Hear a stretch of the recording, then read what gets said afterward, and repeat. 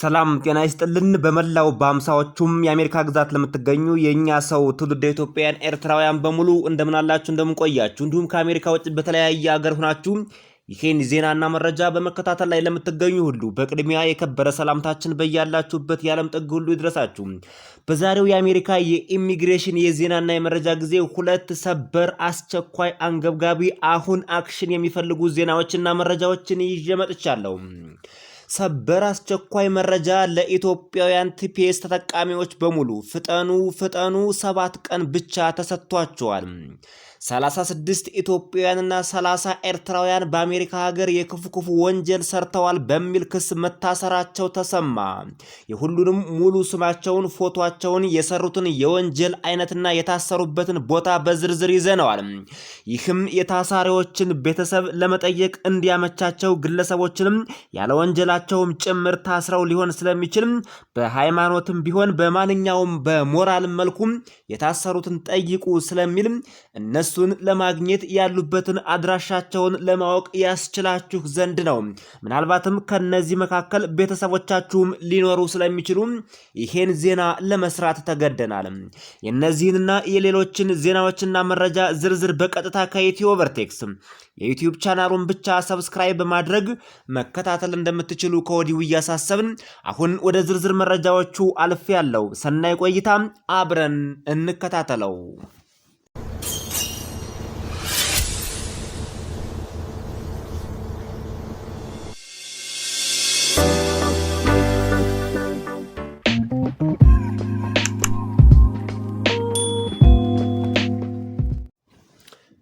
ወደ ቀዳሚው ዜናና መረጃ ስናልፍ ሰበር አስቸኳይ መረጃ ለኢትዮጵያውያን ቲፒኤስ ተጠቃሚዎች በሙሉ ፍጠኑ 7 ቀን ብቻ ቀርቷቸዋል። የአሜሪካ የሀገር ውስጥ ደህንነት መምሪያ ዲፓርትመንት ኦፍ ሆምላንድ ሴኩሪቲ ለ7 ሀገራት የጊዜያዊ ጥበቃ ሁኔታ ቲፒኤስ ማብቂያ ጊዜን ወሰነ። ኢትዮጵያን ጨምሮ የእነዚህ የ7 ሀገራት የቲፒኤስ ማብቂያ ጊዜም ሐምሌ 10 ብቻ እንዲሆን ወስኗል። Victory on TPS. Are you going to be going after Haitians living in the country, Syrians living in the country? What's the path forward? Well, I hate when it's phrased going after individuals. The fact is, TPS for certain individuals under the court ruling, they no longer have status. TPS was temporary. It was never meant to be permanent status. You had an opportunity while you were here to possibly try to change your status. Now that the court ruling has went out, you no longer have that option. You have to go back to a country that either take you or back to the country you came from. And if you deport yourself, which we will give you $2,600 plus a plane ticket to go home, you have the opportunity at that point to fill out it legally for a visa or another way to come back in this country, but you have to come in through our immigration systems and follow our laws, not illegally. But if we have to arrest you and deport you, that option of coming back in this country is off the table. So we would encourage everybody that fell under TPS, that is no longer temporary protected status for you, your time has expired. Go to our website, sign up for self-deportation. We'll help you get to the country that you came from, or get you the country that are willing to accept you. Fill out the paperwork, and maybe you can come back and participate in the American dream. You spoke about Mike Lawler, you know. ዋሽንግተን ዲሲ የአሜሪካ ጠቅላይ ፍርድ ቤት በቅርቡ ባስተላለፈው ውሳኔ መሰረት የአሜሪካ የሀገር ውስጥ ደህንነት መምሪያ ዲፓርትመንት ኦፍ ሆምላንድ ሴኩሪቲ ኢትዮጵያን ጨምሮ ለ7 ሀገራት ዜጎች ይሰጥ የነበረውን የጊዜያዊ ጥበቃ ሁኔታ ቴምፖራሪ ፕሮቴክትድ ስታተስ ለማቋረጥ ሙሉ በሙሉ እንቅስቃሴውን ጀምሯል ነው የተባለው። እነዚህ ሀገራት ኢትዮጵያ፣ ሃይቲ፣ ሶሪያ፣ ሶማሊያ፣ የመን፣ በርማም እና ደቡብ ሱዳን ናቸው ተብሏል። የኢትዮጵያም ስም በግልጽ ተጠቅሷል ነው የተባለው። ከ5000 በላይ የሚሆኑ ትውልደ ኢትዮጵያውያን በዚህ ውሳኔ ተጠቂ ናቸው ተብሏል።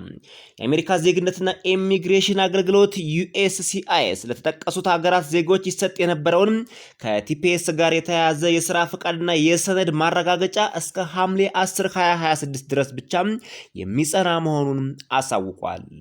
የፍርድ ቤቱ ትዕዛዝ ውሳኔ ተጽዕኖ ይህ የውሳኔ እርምጃ የተወሰደው ጠቅላይ ፍርድ ቤቱ በማርክዊን ሙሊን መዝገብ ላይ በሰጠው 6-3 ድምጽ ውሳኔ ተከትሎ መሆኑም ተዘግቧል።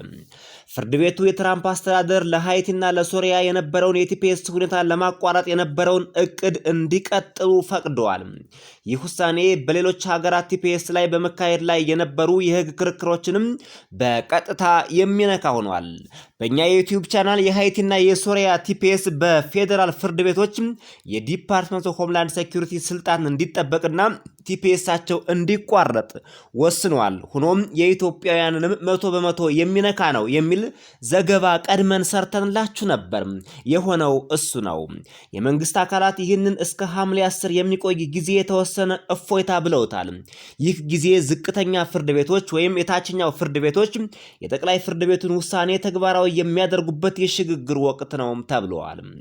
ለሚመለከታቸው አካላት የተሰጠ መመሪያ የአሜሪካ የዜግነትና የኢሚግሬሽን አገልግሎት ዩናይትድ ስቴትስ ሲቲዝንሺፕ ኤንድ ኢሚግሬሽን ሰርቪስ ቀጣሪዎችና ኤጀንሲዎች የሚከተሉትን እንዲያደርጉ ጥብቅ አስቸኳይ መመሪያ ሰጥቷል። አንደኛ፣ የስራ ፍቃድን በተመለከተ ነው። ለተጎጂ ሀገራት ዜጎች ኢትዮጵያን ጨምሮ ተብሎ በስም ነው የተጠቀሰው።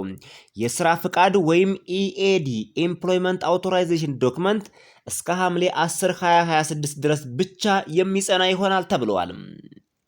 የስራ ፍቃድ ለተጎጂ ሀገራት ዜጎች የስራ ፍቃድ እስከ ሐምሌ 10 2026 ድረስ ብቻ የሚጸና መሆኑ ከተገለጸ በኋላ I9 ፎርም መሙላት አሰሪዎችና የስራ ማረጋገጫ ፎርም I9 ሲሞሉ ደግሞ በማብቂያ ቀን ቦታ ላይ ሐምሌ 10 2026 ጁላይ 10 2026 የሚለውን ቀን መጠቀም አለባቸው።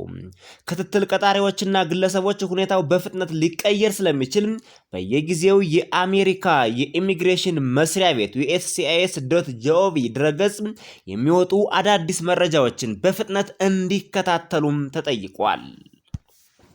ለቀጣሪ መስሪያ ቤቶች የተሰጠ መመሪያ ፎርም I9 እና ኢቬሪፋይ እንዲጠቀሙ አስገዳጅ መመሪያ ተላልፏል። ቀጣሪዎች በፎርም I9 ወይም ክፍል ሴክሽን 1 ላይ የስራ ፍቃድ ማብቂያውን በፍርድ ቤት ትዕዛዝ መሰረት አስፐር ኮርት ኦርደር ብለው መሙላት ይጠበቅባቸዋል ተብሏል። በፎርም I9 ክፍል 2 ላይ ደግሞ በኢቬሪፋይ ስርዓት ላይ ደግሞ ማብቂያውን ጁላይ 10 2026 ብለው እንዲሞሉ ተገደዋል። በተጨማሪም ቀጣሪዎች ይህንኑ የሚገልጸውን የአሜሪካ የኢሚግሬሽን መስሪያ ቤት የዩኤስሲአይኤስ ይፋዊ ማስታወቂያ አለርት አውርደው ከሰራተኛው ፎርም I9 ጋር ማያያዝ ግዴታቸው ነው ተብሏል። ለመሆኑ ከሐምሌ 10 በኋላ ምን ሊከሰት ይችላል? ትውልደ ኢትዮጵያን መስማት ማወቅ ያለባቸው ነገር ነው።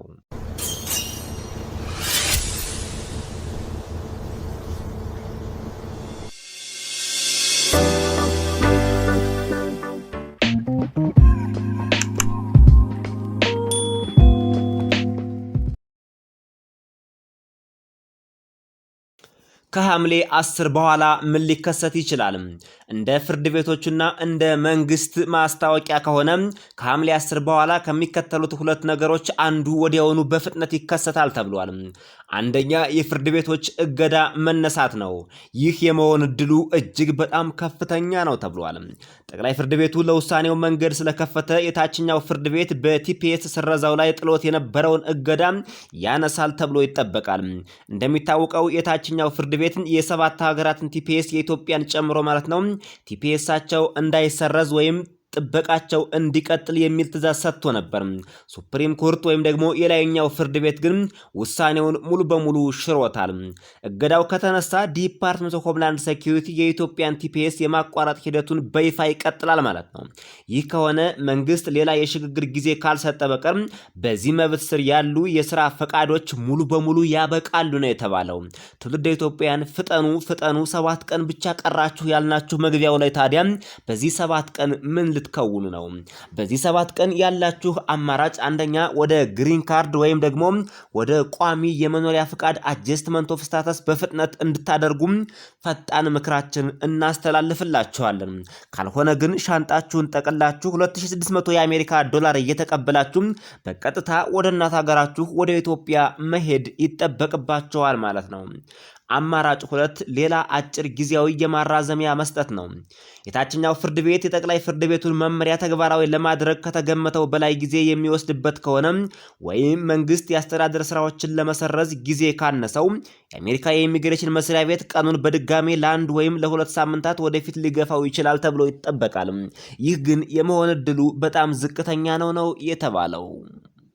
ወደ ቀጣዩ ዜናና መረጃ አልፈናል። በመሃል የዩቲዩብ ቻናሉን ሰብስክራይብ ማድረግ እንዳትረሱ።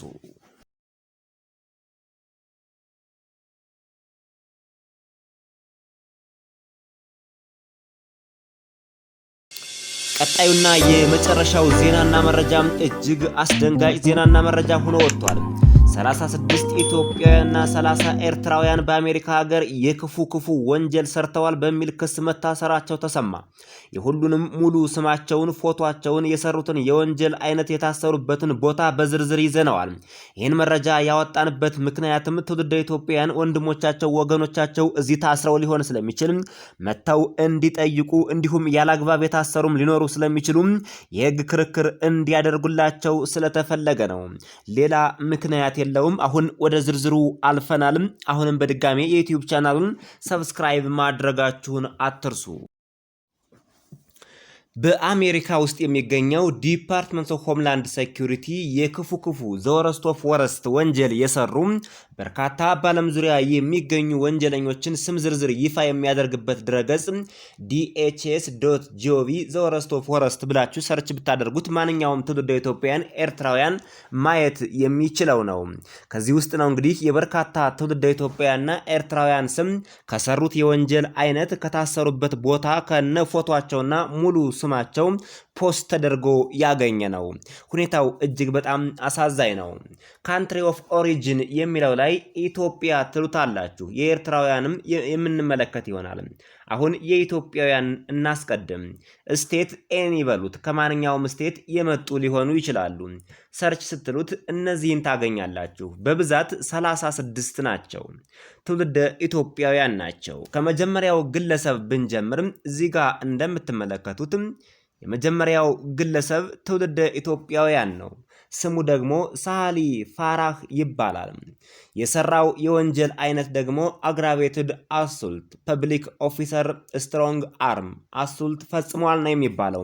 በተለይ የመንግስት ኦፊሰሮችን በጉልበት ለመደብደብ መሞከር፣ በጉልበትና በኃይል በመጠቀም ድብደባ ለመሞከር ያሰበ ግለሰብ ወይም የሞከረ ነው በሚል ነው ክሱን የመሰረቱበት። እናንተ ማንበብ ትችላላችሁ። እዚህ ላይ ስክሪን ላይ የክሱ አይነት ተጽፎላችኋል። ታስሮ የሚገኘው አሁን በቨርጂኒያ ነው። ይህ ወንድማችን እንደምትመለከቱት ፎቶው እዚህ ላይ ይታያል ማለት ነው። ስለዚህ ትውልደ ኢትዮጵያውያን ይህ ወንድማችሁ ቤተሰባችሁ የሆነ የታሰረበትን ቦታ ነገርናችኋል። ሂዳችሁ እንድትጠይቁት። ምናልባትም እኮ የታሰረበት ወንጀል ትክክል ላይሆን ይችላል። የአሜሪካ መንግስት አሁን ስደተኞችን ባገኘው አጋጣሚ ሁሉ እያሰረ ስለሆነ እዚህ ስማቸው ፖስት የሆነ ሁሉ ወንጀለኞች ናቸው ማለት አይቻልም። ሁኖም ደግሞ በአብዛኛዎቹ ሃይማኖት በተለይ በክርስትና እምነት የታሰሩትን ጠይቁ ይላልና የታሰሩ ግለሰቦችን መጠየቅ በሰማይም ዋጋ እንዳለው ተገልጿል። እነዚህ ወንድሞቻችን እንድንጠይቃቸው ነው ዋናው ዓላማው። ሁለተኛው ትውልደ ኢትዮጵያዊ ወንድማችን እዚህ አሜሪካን ሀገር ታስሮ የሚገኘው ስሙ ዮሐንስ ተክሌ ይባላል። የሰራው የወንጀል አይነት ደግሞ የአደንዛዥ እጽ ዝውውር ላይ የሚል ነው። የታሰረበት ቦታ ደግሞ ላስ ቬጋስ ኔቬዳ ታስሮ ይገኛልና አሁንም ይሄን ትውልደ ኢትዮጵያዊ መጠየቅ የምትፈልጉ ይሄው መረጃውን ሙሉ በሙሉ ለእናንተ አድርሰናል ማለት ነው። ሌላው እዚሁ አሜሪካን ሀገር ታስሮ የሚገኘው ኢትዮጵያዊ ወንድማችን ብሩክ ወልደ ጻዲቅ ይባላል። እዚህ ፎቶውን እንደምትመለከቱት ብሩክ ማለት ይሄ ነው። የሰራው የወንጀል አይነት ደግሞ የጦር መሳሪያ ይዞ ተገኝቷል ነው። ፖሴሽንስ ኦፍ ዊፐንስ ነው። አግራቬትድ አሱልት ገን የሚሉ የወንጀል አይነት ጽፈውበታል። ታስሮ የሚገኘው አሁንም በቨርጂኒያ ነው። ይሄን ወንድማችን መጠየቅ የምትፈልጉ ወይም የጠፋችሁ እዚህ ይገኛል። መረጃውን ውሰዱ። ሌላኛው ትውልደ ኢትዮጵያውያን ወንድማችን አሁንም እዚሁ አሜሪካን ሀገር ታስረው የሚገኘው ስሙ አለሙ ብርሃኑ ይባላል። በተመሳሳይ ወንጀል ነው የተከሰሰው። አግራቬትድ አሶልት ነን ፋሚሊ ዌፐንስ ኤንድ ሆሚሳይድ የሚል ወንጀል ጽፈውበታል። ታስሮ የሚገኘው ደግሞ ሳውዝ ዳኮታ ታስሮ ይገኛል ይህ ወንድማችን። ሌላኛው ትውልደ ኢትዮጵያውያን እዚህ አሜሪካን ሀገር የታሰረው ደግሞ ኦባሳ አህመድ ይባላል። እዚህ ፎቶውን እንደምትመለከቱት ኦባሳ አህመድ ፎልስ ኢምፕሪዝንመንት ኤንድ ሮበሪ የሚል የወንጀል አይነት ጽፈውበታል። ታስሮ የሚገኘው ደግሞ በጆርጂያ ታስሮ ይገኛል ማለት ነው። ሌላኛው ትውልደ ኢትዮጵያውያን ወንድማችን እዚህ ምስሉ ላይ እንደምትመለከቱት ስሙ ዋርሳማ እስማኤል ይባላል። ታስሮ የሚገኘው ደግሞ በሚኒሶታ ነው። የሰራው የወንጀል አይነት ደግሞ አደንዛዥ እጽ ይዟል፣ እንዲሁም ማጭበርበርም ሰርቷል የሚል በርካታ የወንጀል አይነቶችን ከዚህ ጋር ዘርዝረውበታል። የሱ ደግሞ ወንጀሉ በስቷል። ጠጥቶ ማሽከርከርም አለበት። ድራይቪንግ አንደር ኢንፍሉዌንስ ሊኮየር ብለውታል። ፍራውድ የሚል አለበት። ኢሌጋል ዩዝ ኦፍ ክሬዲት ካርድም ተጠቅመዋል ይላል። ሌሎችም በርከት ያሉ የወንጀል አይነቶች የጦር መሳሪያዎችንም ፖሴሽንስ ኦፍ ዌፐንስ ብለውታል። እንደዚህ አይነት ወንጀሎችንም ጽፈውበታል። ታስሮ የሚገኘው እንደነገርናችሁ በሚኒሶታ ግዛት ውስጥ ነው ማለት ነው። ሌላኛው ትውልደ ኢትዮጵያውያን ወንድማችን ደግሞ ስሙ ማይዘር ጅማ ይባላል። ማይዘር ጅማ ይባላል። እዚህ ጋር እንደምትመለከቱት ታስሮ የሚገኘው በሉዚያና ነው። የሰራው የክራይም አይነት ወይም የወንጀል አይነት ደግሞ ቡልጋሪ ተብሎ ተጽፏል። ስለዚህ ይህን ትውልደ ኢትዮጵያውያን ወንድማችንም መጠየቅ የምትፈልጉ መረጃውን ውሰዱ፣ ወይም የጠፋችሁ ካላችሁ መረጃውን ከዚህ ውሰዱ። ሌሎችም በርከት ያሉ ትውልደ ኢትዮጵያውያን ግለሰቦች ተጠቅሰዋል። እናንተ እዚህ ዌብሳይት ውስጥ እየገባችሁ በዝርዝር መመልከት ትችላላችሁ። አንዳንዶቹን ከዚህ በፊት በእኛ የዩቲዩብ ቻናል ያቀረብናቸው ስለሆኑ ድጋሚ ላናቀርባቸው እንችላለን ማለት ነው። ሌሎችም አሉ እንደምትመለከቷቸው ብዛታቸው 36 ይሆናል በቁጥር ማለት ነው። በቁጥር 36 ይሆናል። እስከ ፔጅ 3 ድረስ እንደዚህ እያደረጋችሁ መመልከት እንደምትችሉ ከወዲሁ እያሳወቅን ወደ ትውልደ ኤርትራውያን እንሄዳለን ማለት ነው። ወደ ትውልደ ኤርትራውያን እንሄዳለን።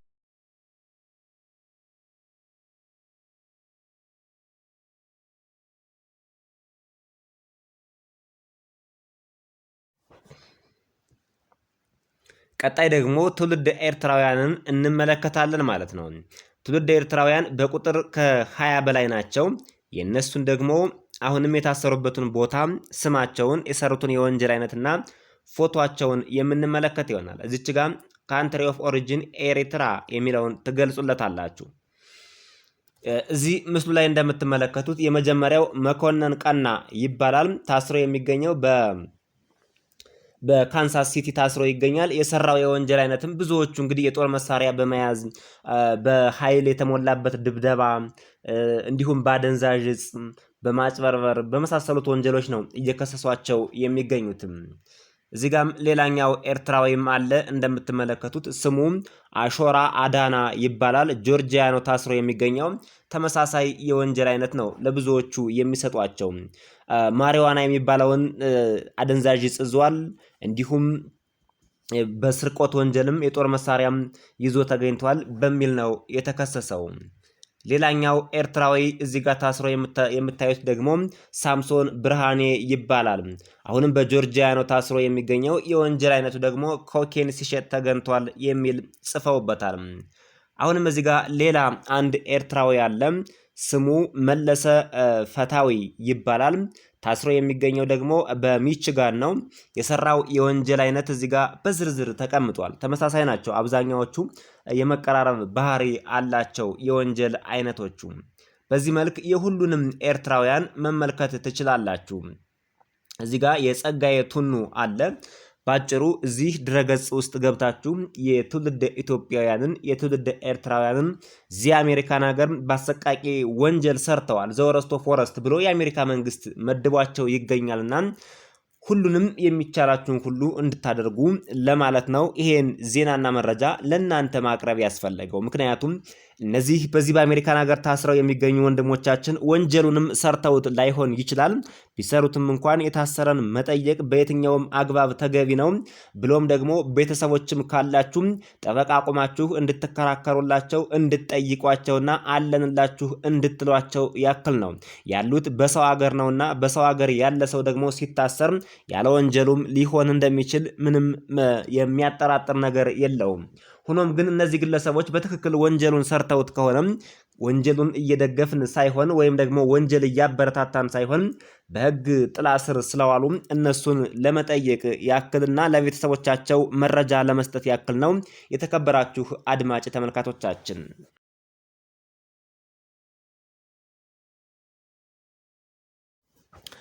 ክቡራና አድማጭ ተመልካቾቻችን ለዛሬ ከአሜሪካ ኢሚግሬሽን ጋር ተያይዞ ያቀረብንላችሁ ዜናዎችና መረጃዎች በዚህ ተጠናቀዋል። በሌሎች ዜናዎችና መረጃዎች እስከምንገናኝ በያላችሁበት የዓለም ጥግ ሁሉ ሰላም፣ እድገት፣ ብልጽግና፣ አንድነት እየተመኘን በዚሁ ተሰናብተናል። ይህ የዩቲዩብ ቻናል ግን አዲሳችሁ ከሆነ ሰብስክራይብ አድርጋችሁ የደወል ምልክቷን መጫን አትርሱ። እናንተም ብቻ ሳትሆኑ ቤተሰቦቻችሁን ሁሉ ስልካቸውን እንዲከፍቱ በማድረግ ዩቲዩብ ላይ በቀጥታ በመግባት ኢትዮቨርቴክስ ብላችሁ ሰርች ብታደርጉ ይሄ ሎጎ ይመጣላችኋል እና በቀጥታ ሰብስክራይብ አድርጋችሁ የደወል ምልክቷን መጫን እንዳትረሱ። ሌሎችንም ሰብስክራይብ እንድታስደርጉን በአክብሮት እንጠይቃለን።